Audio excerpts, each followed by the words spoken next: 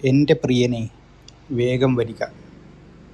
സുഗന്ധദ്രവ്യങ്ങളുടെ മലകളിൽ കലമാൻ കുട്ടിയെപ്പോലെയോ ചെറുമാൻ പേടയെപ്പോലെയോ വേഗം വരിക. ഉത്തമഗീതത്തിൽ നിന്ന്. ചിലർ അങ്ങനെയാണ്. ഏതോ തിരശ്ശീല വകഞ്ഞുമാറ്റി അനുവാദമൊന്നും ചോദിക്കാതെ കടന്നുവരും. പിന്നെ നറുനിലാവ് പകർന്ന് തൊട്ടുരുമ്മി അങ്ങനെ അരികിലുണ്ടാവും എന്നും മറ്റാർക്കും കാണാനാവാതെ നമ്മളെ ചേർത്ത് പിടിച്ച്. നീയും അറിയാറില്ലേ, നിലാവിലൊഴുകുന്ന ഏതേതോ സുഗന്ധങ്ങൾ? അവരായിരിക്കുമോ നമ്മുടെ കാവൽ മാലാഖമാർ? ഒരു പ്രളയമായി എന്നിലേക്ക് പ്രവഹിച്ച് ശ്വാസം മുട്ടിച്ച് ഏതോ കയങ്ങളിലേക്ക് നീ എന്നെ കൊണ്ടുപോയെന്ന് ഞാൻ പറഞ്ഞപ്പോൾ, ഒരിക്കലല്ല പല പ്രാവശ്യം പറഞ്ഞപ്പോഴും നീ പറഞ്ഞു, എന്നെയല്ലേ നീ മോഷ്ടിച്ചത് എന്ന്. ശരിക്കും അങ്ങനെ വിചാരിക്കുന്നതാണ്, അല്ല, ഞാൻ അങ്ങനെ മനസ്സിലാക്കുന്നതാണ് നിനക്കിഷ്ടമെന്ന് ഞാൻ വിചാരിക്കുന്നു. എന്ന് ഞാൻ മനസ്സിലാക്കിയിരുന്നു. മൈതാനമാകെ തണൽ വിരിച്ച് തലയെടുപ്പോടെ നിന്ന ഇലഞ്ഞിമരത്തിന് ചുവട്ടിൽ നിറയെ മുല്ലപ്പൂക്കളും ഇലഞ്ഞിപ്പൂക്കളുമായിരുന്നു. വെളുത്ത പുള്ളികളുള്ള ചുവന്ന സാരിയിൽ നീയും മറ്റൊരു പൂക്കാലമായിരുന്നുവല്ലോ. ആ പ്രഭാതത്തിൽ നീ കാത്തു നിന്നിരുന്നത് ആരെയായിരുന്നു എന്നെനിക്കറിയില്ല. എന്നെയല്ല, നിശ്ചയം. ആരെയോ കാത്തു നിൽക്കുന്നു എന്നാണ് ഞാൻ വിചാരിച്ചത്. സാധാരണ ഏതൊരാളെയും നോക്കിയതുപോലെ ഞാൻ നിന്നെയും അന്ന് നോക്കിയിരുന്നുള്ളൂ. മാറ്റങ്ങളൊന്നുമില്ലാതെ തന്നെയാണ് അടുത്ത ദിവസവും അതിനടുത്ത ദിവസവും കൊഴിഞ്ഞു പോയതെന്ന് ഞാൻ ഓർക്കുന്നു. 3-ാം ദിവസമാണ് ഞാൻ നിന്റെ മുഖത്തേക്ക് നോക്കിയതും നീ എന്നോട് ചിരിച്ചതും.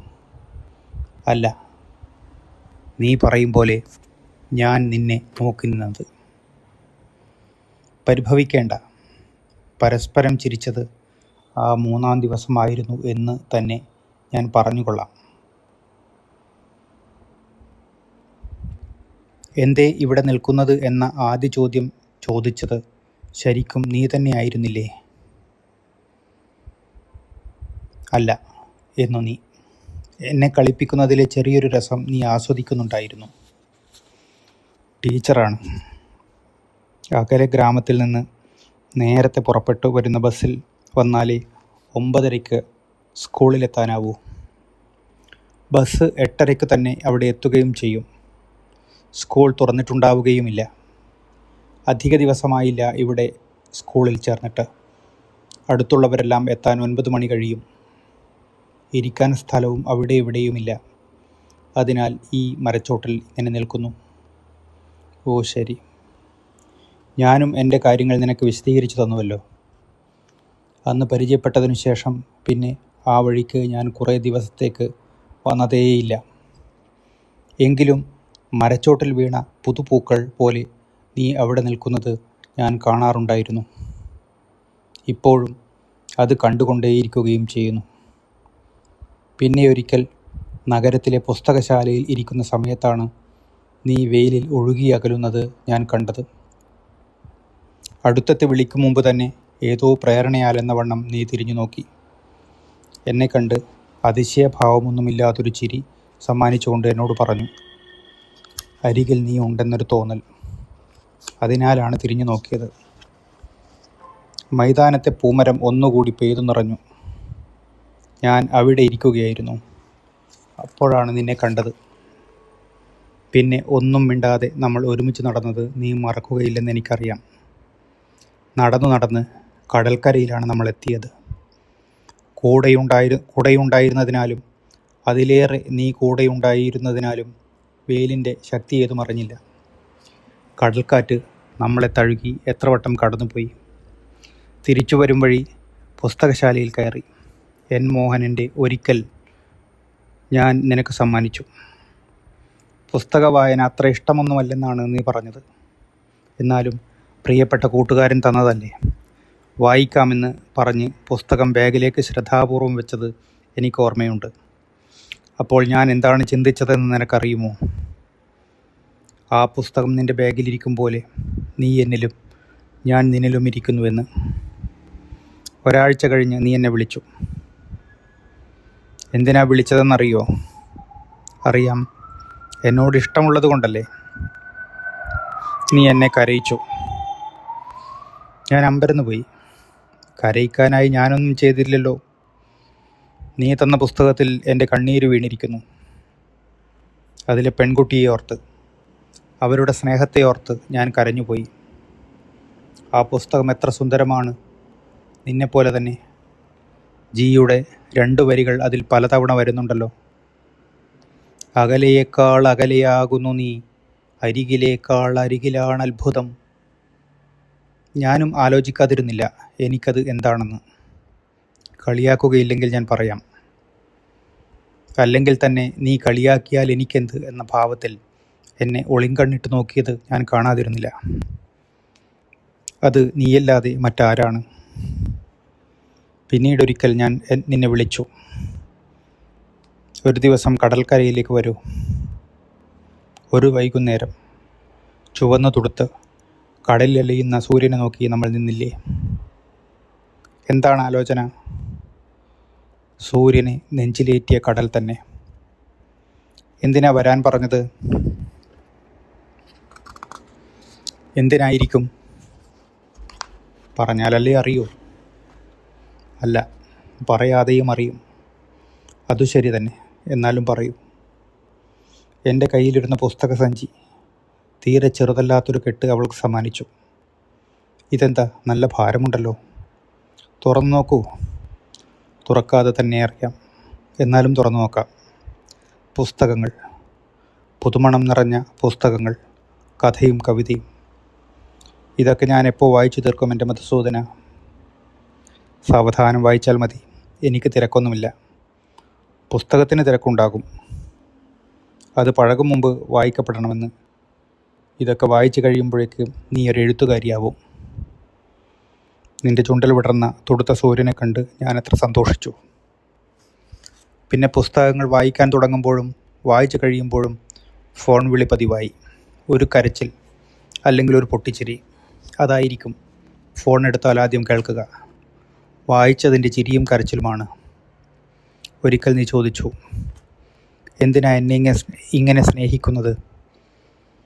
ഞാൻ നിന്നെ സ്നേഹിക്കുന്നുവെന്ന് പറഞ്ഞിട്ടില്ലല്ലോ. നീ മുമ്പ് പറഞ്ഞിരുന്നില്ലേ പറയാതെയും അറിയുമെന്ന്? എനിക്കറിയാം നീ എന്നെ സ്നേഹിക്കുന്നുവെന്ന്. എന്നെ കണ്ടാൽ നിന്നോട് സ്നേഹമുള്ളതുപോലെ തോന്നുമോ? എനിക്ക് തോന്നും. ആദ്യം കണ്ടപ്പോഴേ തോന്നിയിരുന്നു നീയൊരു സ്നേഹക്കട്ടയാണെന്ന്. ഒന്നും പറയാതെ ചിരിക്കുക മാത്രമായിരുന്നു ഞാൻ. നിന്നോട് പറയാനിരുന്ന ഒരു കാര്യം പറയട്ടെ. ആദ്യം കണ്ടപ്പോൾ അത് പറയാനുള്ള സ്വാതന്ത്ര്യമില്ലെന്ന് തോന്നിയതിനാലാണ് അന്ന് പറയാതിരുന്നത്. ആ മൈതാനത്തിലെ മരച്ചുവട്ടിൽ വീണ മുല്ലപ്പൂക്കൾക്കിടയിൽ നീയൊരു ചെമ്പനീർ ആയിരുന്നു. എൻ്റെ കവി, സംശയിക്കേണ്ട. ഞാൻ നിൻ്റെ ചെമ്പനീർ തന്നെയാണ്. ആ ദിവസത്തിനു ശേഷം പിന്നെ നമ്മൾ എപ്പോഴാണ് കണ്ടത്? അതും ഈ കടൽക്കരയിൽ തന്നെ ആയിരുന്നുവല്ലോ, മാസങ്ങൾക്ക് ശേഷം. അന്ന് നീ പറഞ്ഞത് നീ വായനക്കാരി ആയതിനെക്കുറിച്ചും സ്വന്തമായി എഴുതി തുടങ്ങിയതിനെക്കുറിച്ചുമാണ്. എന്നെ വായിക്കാൻ പഠിപ്പിച്ച എൻ്റെ വായനാ മാഷിനാണ് എൻ്റെ എല്ലാ വായനയും എഴുത്തും എന്ന് നീ പറഞ്ഞത് എനിക്ക് ഓർമ്മയുണ്ട്. എൻ്റെ കണ്ണിൽ നനവ് പടർന്നത് കണ്ട് എൻ്റെ കൈ മുറുകെ ചേർത്ത് പിടിച്ചു നീ കയ്യിൽ തന്ന ചുംബനം എൻ്റെ നെഞ്ചിലായിരുന്നു വന്ന് വീണത്. അന്നേരം ഞാനും മൗനമായി നിന്നോട് ചോദിച്ചിരുന്നു, എന്നെ എന്തിനാ ഇങ്ങനെ സ്നേഹിക്കുന്നത് എന്ന്. വർഷങ്ങൾ ചൂടും തണുപ്പും വർഷിച്ച് കടന്നുപോയി. നീ നിൻ്റെ വഴികളിലൂടെ ഇപ്പോഴും നടക്കുന്നുണ്ടാവണം. ഞാൻ എൻ്റെ വെയിലും നടന്നു തീർക്കുന്നു. ഫോൺ വിളിക്കാൻ മടിയനായ ഞാൻ ഒരിക്കൽ പോലും നിന്നെ വിളിച്ചിരുന്നില്ലല്ലോ. എങ്കിലും എനിക്കറിയാം നമ്മൾ സ്നേഹിതരാണെന്ന്. അതുമതി. ആ അറിവ് മാത്രം മതി എനിക്ക് നിലനിൽക്കാൻ. നിനക്കും അതുമാത്രം മതിയാവുമെന്ന് എനിക്കറിയാം. പക്ഷേ നാളുകൾക്ക് ശേഷം നീ എന്നെ വിളിച്ചു. പൊട്ടിച്ചിരികളില്ലാതെ, പൊട്ടിക്കരച്ചിലില്ലാതെ ഒരു കാറ്റുപോലെ എന്നോട് മന്ത്രിച്ചു. എൻ്റെ വായന മാഷേ, നീ അറിഞ്ഞുവോ? നീ തന്ന പുസ്തകങ്ങളെല്ലാം ഞാൻ വായിച്ചു തീർത്തിരിക്കുന്നു. ഇനി എനിക്ക് പോകാമല്ലോ. എവിടെ പോകാമെന്ന്? നീ മറുപടിയൊന്നും പറഞ്ഞില്ലല്ലോ. അതിനു മുമ്പ് നീ ഇങ്ങനെ സംസാരിച്ചിരുന്നുമില്ലല്ലോ. പിന്നെ ഒരു നേർത്ത തേങ്ങലില്ലെങ്കിലും ചെറുചിരിയോടെ നീ പറഞ്ഞു, നിന്റെ സ്നേഹത്തിൻ്റെ അത്ര വലിപ്പമില്ലെങ്കിലും ചെറുതല്ലാത്തൊരു രോഗം എന്നെ പിടികൂടിയിരിക്കുന്നു. നിന്നെ പിരിഞ്ഞ് ഞാൻ എങ്ങോട്ട് പോകാനാണ്? ഒന്നിനും വേണ്ടിയല്ല, വെറുതെ വെറുതെ ഞാനുണ്ടാവും നിന്റെ അരികിൽ. എനിക്ക് ഒന്നും പറയാൻ കഴിഞ്ഞില്ലല്ലോ എന്ന സങ്കടം ബാക്കി. പിന്നെ ഫോൺ വെച്ചു. ഞാൻ എത്ര നിർദ്ദയനായിരുന്നു. നിന്നെയൊന്ന് വന്നു കാണാൻ എനിക്ക് തോന്നിയില്ല, ഒന്ന് വിളിക്കാൻ പോലും. അതിനൊന്നും ഒരിക്കലും പരിഭവിക്കുന്നവളുമായിരുന്നില്ല നീ. എല്ലാവരെയും ചേർത്ത് പിടിച്ച് ദിവസങ്ങൾ ആരോടും ചോദിക്കാതെ തന്നെ യാത്ര തുടർന്നു. അങ്ങനെ ഇരിക്കെ ഒരു രാത്രി ഉറക്കത്തിനുള്ള തയ്യാറെടുപ്പിലായിരുന്നു. മുല്ല പൂത്ത മണം കാറ്റിൽ അലയുന്നുണ്ട്. മുറ്റത്ത് മുല്ലച്ചെടികൾ ഉണ്ടോ എന്തോ ഓർക്കുന്നില്ല. ഞാൻ മുല്ലയൊന്നും നട്ടിട്ടില്ല. മുൻ താമസക്കാരാരോ മറ്റാരെങ്കിലുമോ നട്ടതായിരിക്കണം. മുല്ലയുടെ മണം ആരെയോ തേടുകയുമായിരിക്കണം. എന്തായാലും രാത്രിയിൽ മുല്ലച്ചെടികളുമെല്ലാം പിരിഞ്ഞിരിക്കുന്നു. ആ സുഗന്ധക്കടലിൽ, മുല്ലപ്പൂക്കളിൽ ശുഭരാത്രി. വിടർന്ന മുല്ലപ്പൂക്കളുടെ കൂടെയായിരുന്നു രാത്രി മുഴുവൻ. രാവിലെ ഉണർന്ന ഉടനെ തന്നെ മുറ്റത്തു ചെന്ന് നോക്കി. എവിടെയും മുല്ലച്ചെടികൾ കാണാനില്ല. എവിടുന്നായിരിക്കും ഇത്രയും മണം? രാത്രി മുഴുവൻ തുടുത്തു വരുന്ന കിഴക്കനാകാശം കണ്ടുനിന്നു കുറച്ചു നേരം. പുലർകാലമാരുതൻ എൻ്റെ കൂട്ടുകാരിയെപ്പോലെ മെല്ലെ മെല്ലെ തലോടി. അകത്തു ചെന്ന് എണ്ണയൊഴിച്ച് പുതിയ തിരിയിട്ട് നിലവിളക്ക് കത്തിച്ചു. അതൊരു പതിവാണ്. നിലവിളക്കിലെ നാളങ്ങൾ നാമജപം പോലെ അങ്ങുമിങ്ങും ചരിഞ്ഞാടി. ഓം അസതോമാ സദ്ഗമയ തമസോമാ ജ്യോതിർഗമയ മൃത്യോർമാ അമൃതം ഗമയ. ഓം ശാന്തി ശാന്തി ശാന്തി. കണ്ണടച്ച് അല്പനേരം. എന്തൊരു ശാന്തിയാണ്! പ്രഭാതത്തിലെ മഞ്ഞുകണം പറ്റിയതുപോലെ കണ്ണുകളിയർന്നായി. കൺതുറന്ന് പുതുലോകം കണ്ടു. നോട്ടം ചെന്നുപെട്ടത് പുസ്തക അലമാരയിലേക്ക്. പുസ്തകങ്ങളുടെ മേലെ എന്തോ ഒന്ന്. ഒരു മുല്ലപ്പൂവ്. വാടാത്ത പുതുമണമാർന്ന മുല്ലപ്പൂവ് ചിരിക്കുന്നു. ഇത് ഇവിടെ എങ്ങനെ? ഒരു പിടിയും കിട്ടുന്നില്ല. ഒരു നിമിഷം നിന്നെ തേടി ഞാൻ. നിന്നെ വിളിച്ച് ഈ അത്ഭുതം പറയണം ഇപ്പം തന്നെ.